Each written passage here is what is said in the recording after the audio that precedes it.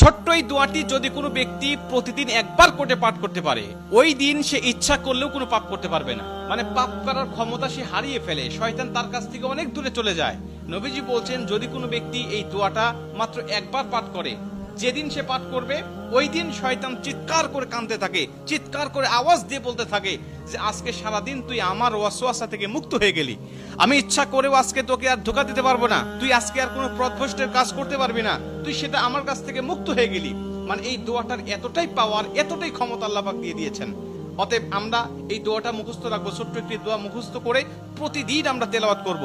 আমরা কিন্তু অনেকেই আছি পাপ ছাড়তে চাই, কিন্তু আমরা এমন কিছু দেখি বা এমন কিছুর সম্মুখীন আমরা হয়ে যাই, ওটা দেখার পরে আমরা নিজের উপরে নিজের কন্ট্রোলটা হারিয়ে ফেলি, তখন আমরা পাপ করতে বাধ্য হই বা পাপ শয়তান আমাদেরকে করিয়ে ফেলে।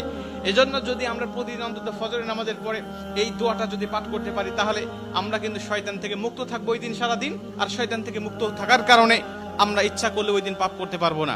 নবীজি এই দোয়াটা শিখিয়েছেন, আউযু বিল্লাহিল আযীম, আউযু বিল্লাহিল আযীম ওয়া বিওয়াজহিল কারীম ওয়া সুলতানিহিল কাদীম মিনাশ শাইতানির রাজীম।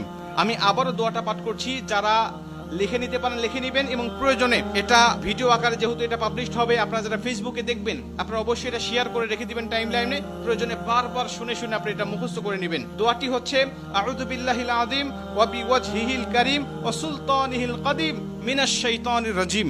এই দোয়াটা আপনি মুখস্থ করে নেবেন, আর এই দোয়াটা পড়ার কারণে কিন্তু শয়তান থেকে আপনি মুক্ত থাকবেন।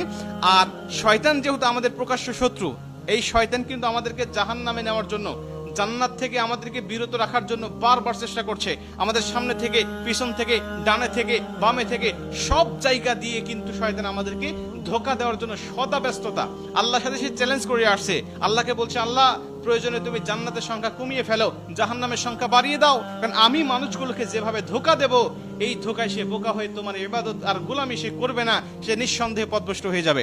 এই জন্য শয়তান থেকে মুক্ত থাকার জন্য আমরা কিন্তু সর্বসময় এই দোয়াটা পাঠ করবো। প্রতিদিন অন্তত একবার এই দোয়াটা আমরা পাঠ করলে আমাদের কাছ থেকে শয়তান মুক্ত হয়ে যাবে, আমরা শয়তান মুক্ত জীবন যাপন করব।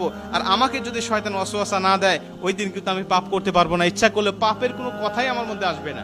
কারণ আমরা জানি ফেরেশতারা ইচ্ছা করলেও পাপ করতে পারে না, কারণ ফেরেশতাদেরকে শয়তান ধোঁকা দেয় না, আর ফেরেশতাদের কাছে শয়তান যায় না, তাই তাদের অকর্ম করার মতো বা পাপ করার মতো কোনো ক্ষমতা তাদের নাই। এর জন্য এই দোয়াটা আমরা সবাই মুখস্থ করে নিব এবং প্রতিদিন একবার হলেও পাঠ করবো ইনশাআল্লাহ।